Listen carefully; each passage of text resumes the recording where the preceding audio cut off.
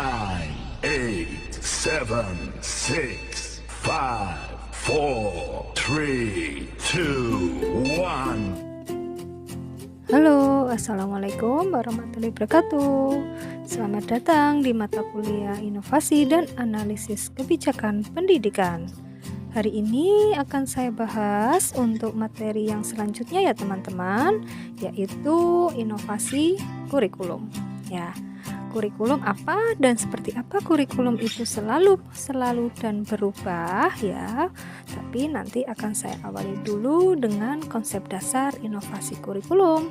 Kemudian tentang alasan latar belakang kenapa kurikulum itu selalu berubah. Kurikulum berasal dari bahasa Yunani kuno ya teman-teman. Yang pertama diambil dari kata dasar curir dan curere. Nah, curir itu adalah pelari ya, yang curere adalah tempat berpacunya. Nah, seorang pelari ini maksudnya adalah siswa, sedangkan tempat berpacu itu adalah jarak yang harus ditempuh ya. Jarak yang harus ditempuh oleh siswa itu dalam wujud mata pelajaran. Nah, di sini di kata jamaknya curriculum atau kurikulum yaitu adalah mata pelajaran yang harus ditempuh oleh siswa untuk mendapatkan ijazah.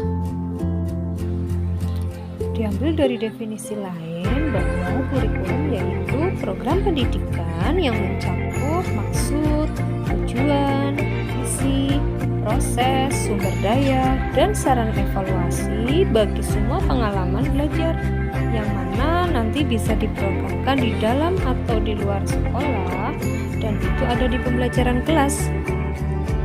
Selain itu dapat dimaknai kurikulum adalah seperangkat rencana dan pengaturan yang isinya adalah berupa tujuan, visi pembelajaran, bahan pelajaran, serta cara yang digunakan sebagai pedoman penyelenggaraan pembelajaran untuk mencapai tujuan pendidikan tertentu.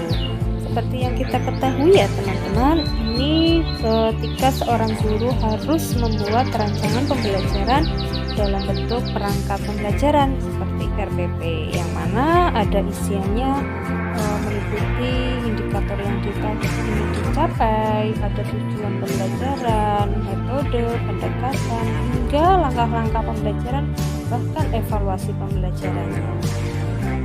Lalu perlu kita ketahui mengapa sih kurikulum mengalami perubahan ya teman-teman. Yang pertama adanya perkembangan global yang senantiasa kita harus mengikuti tren. Loh kok bisa?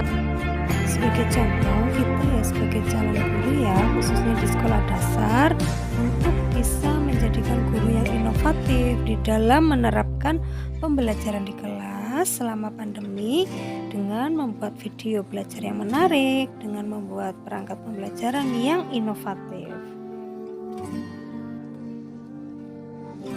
Yang kedua adalah orientasi pendidikan bukan lagi untuk hanya mencerdaskan ilmu, tapi keilmuannya mampu diterapkan dalam kehidupannya atau dalam profesinya di dalam masyarakat.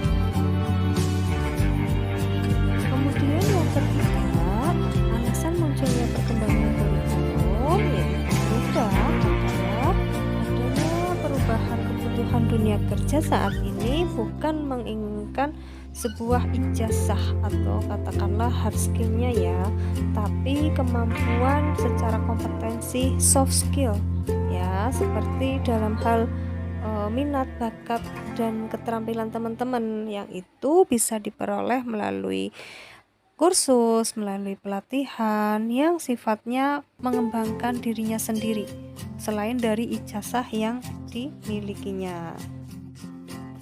Selain itu, perkembangan atau perubahan kurikulum bisa karena latar belakang budaya, sosialnya, ekonomi, hingga politik, dan tidak lepas karena landasan yuridis ya, yaitu dari Pancasila serta Undang-Undang Dasar 1945. Sebelum munculnya K13 di tahun 2013, ternyata kurikulum itu mengalami perkembangan, yaitu pada masa setelah kemerdekaan Indonesia. Ya, di tahun 1947 kurikulum mengalami perkembangan yang pertama. Kemudian dilanjutkan hingga di tahun 94 yang biasanya kita kenal dengan CBSA ya, cara belajar siswa aktif, dengan direvisi di tahun 97, dan kemudian ada di tahun 2004 muncul KBK, kurikulum berbasis kompetensi. Di tahun 2006 kita namakan dengan kurikulum tingkat satuan pendidikan atau KTSP, hingga di tahun 2013 ini hingga sekarang ya 2021 masih menyebutnya dengan K13 atau kurikulum 2013. Oke, itu saja yang bisa saya jelaskan mengenai kurikulum itu apa dan bagaimana kurikulum itu mengalami perkembangan dengan alasan seperti apa hingga tahapan perubahan nama kurikulum hingga tahun 2013. Terima kasih dan sampai berjumpa kembali di mata kuliah Inovasi dan Analisis Kebijakan Pendidikan untuk materi KBK, KTSP, dan K13. Terima kasih. Wassalamualaikum warahmatullahi wabarakatuh.